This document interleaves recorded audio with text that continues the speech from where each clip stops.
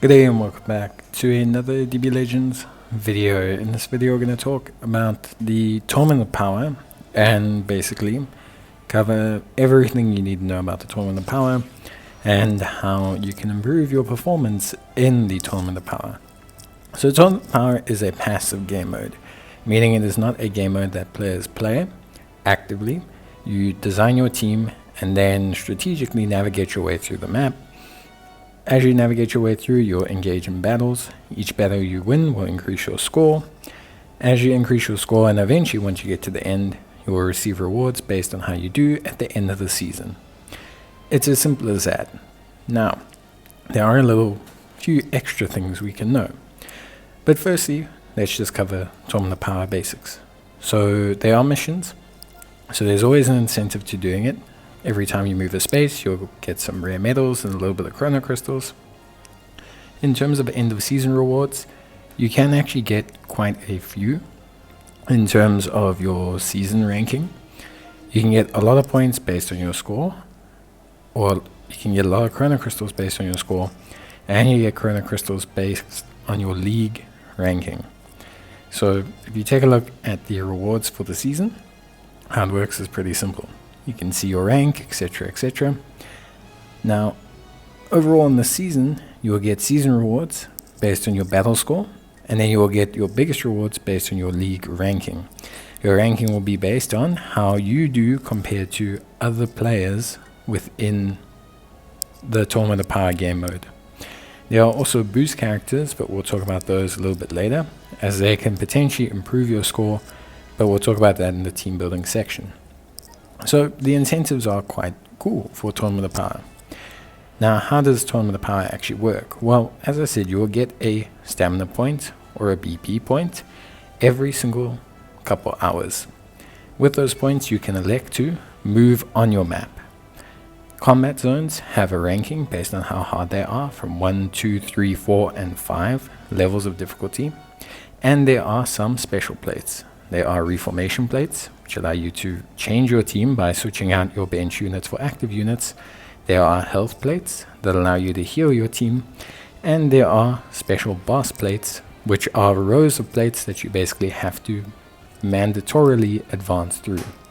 All of these special icons are things you can choose where to go on the map.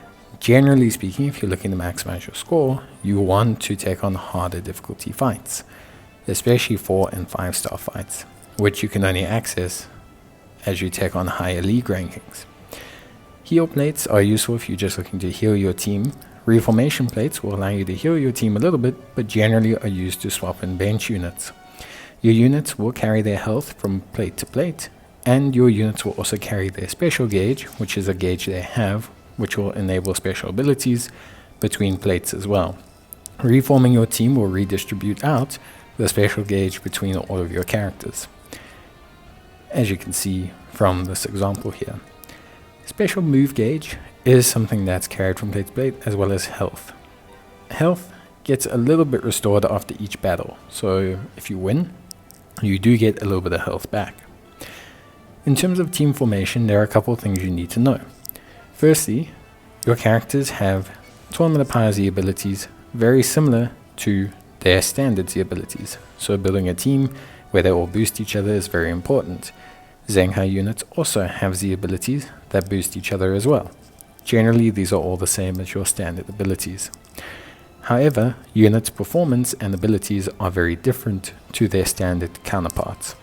Your Tournament of Power abilities are way more limited and way fewer per character than they are compared to their tournament counterparts.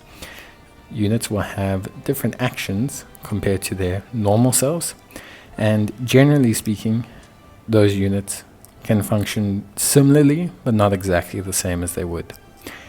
When you're building your team, important things to note are making sure that, much like building a normal team, all your characters are sharing boosts, all your characters are sharing Zenkai boosts, but also when you're placing your characters before battles or before you enter the Tournament of Power, making sure that the appropriate characters are receiving boosts from their tile placement is very important. These placement bonuses can change from time to time, and so actively trying to place your characters to best make advantage of them is super important. Another thing that's super important to note is that in Tournament of Power, the unit with the highest key recovery speed goes first. So whenever you wonder how a unit is determined to go first, it's based on their key recovery speed. So choosing units with a high key recovery speed or a high key percentage will enable you to have your units go first before the opposition. In terms of your team building, the most important thing is to treat it like a standard fight, but there are some things we'll talk about a little bit later to help you maximize that in the advanced section. Battles in Tournament of Power consist of 4 turns where each unit attacks once. 6 characters will attack and your 2 bench units will not partake. In terms of the general flow of battle, as I said, units with high key recovery will go first, but how the mechanics work is pretty simple. Depending on which units you choose, there are certain additional mechanics to consider. Firstly, units with bleed and poison mechanics will apply immediately, and that extra damage will be applied to the opposition. However, it won't cause you to have increased points. Instant effects, which are effects that are marked instant, will occur instantaneously every single time they are triggered to occur.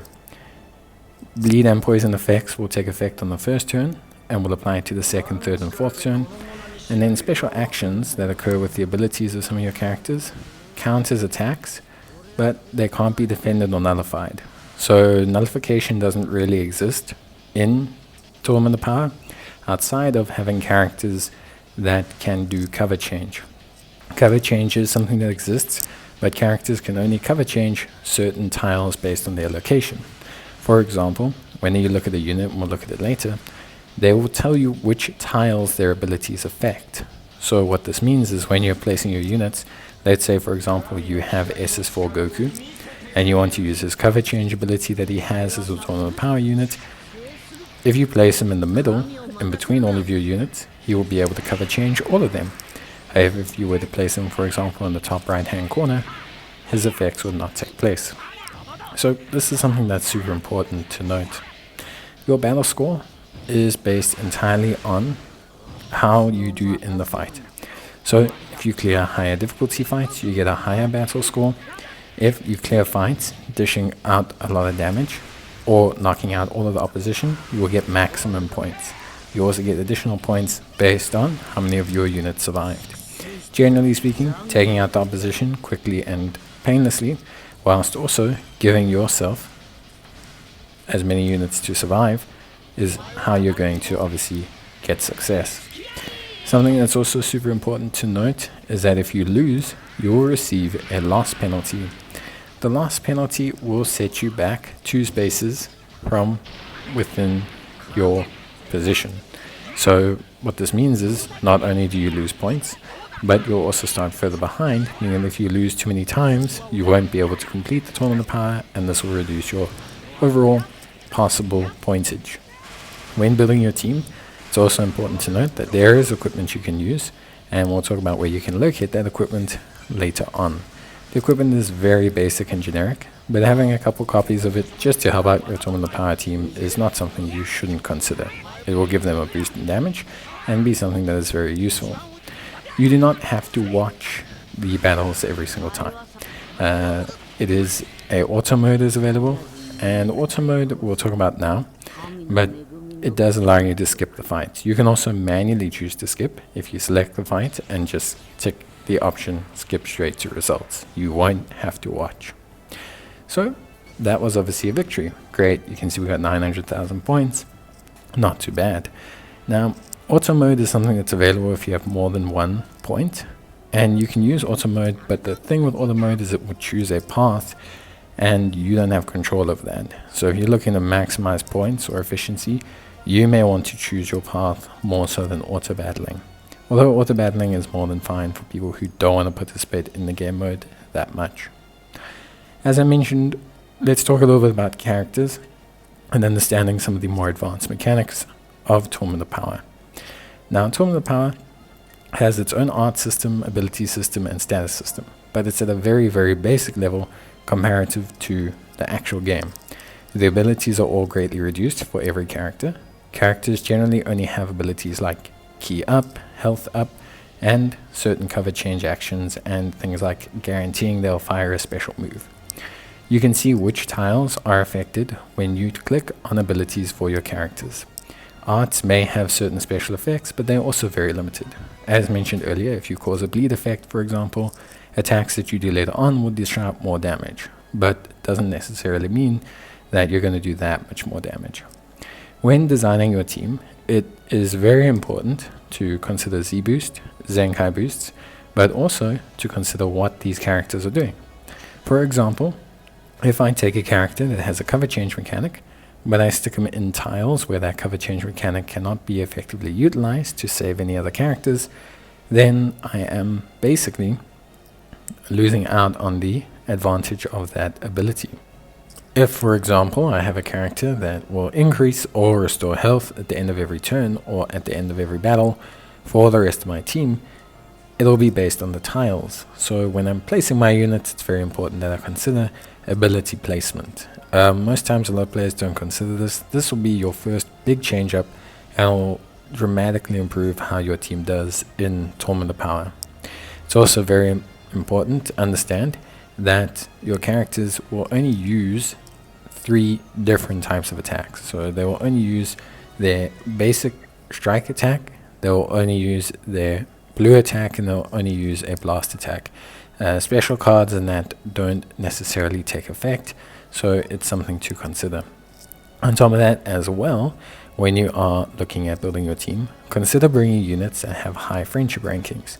Friendship ranking will increase the total damage that your team can do by 0.5% on all of their stats. So if you bring a team that all has friendship rank 10, that team will do 5% more damage overall. And that should cover everything you need to know. Equipment for Tournament of Power can be very helpful. Go to your equipment archive, select filter, go down to the bottom and select Tournament of Power, and you can very easily just purchase yourself a whole bunch of Tournament of Power gear here for 30 rare medals. It's gear that is very helpful. It's not necessarily something you should invest a lot into, but get a set that covers whatever units you pick. It's a flat boost. It'll make them all better. There is no reason not to do it. It is incredibly helpful, and why turn a boost down if you can avoid it? So very simple, very straightforward, and yeah, that should cover everything you need to know about Tournament of Power. If you have anything else you'd like to ask, leave a comment down below. Definitely participate as best you can, but if you don't want to take it seriously, it's also fine. It's entirely up to you. But that's it from me. See you guys in the next one. Till then, take care, stay safe, and as always, thank you guys for watching. If you do have any further questions, or you find that something I said is wrong, please feel free to leave that in the comments as well. Or if you have any other advice, that would also be really great. Your goal should always be to get in the high elite ranking as possible so that you can get yourself maximum rewards. It's always helpful. And when building your team, you can consider boosted characters, but a lot of them are not super duper great, or if they're not in your boost line, don't choose them.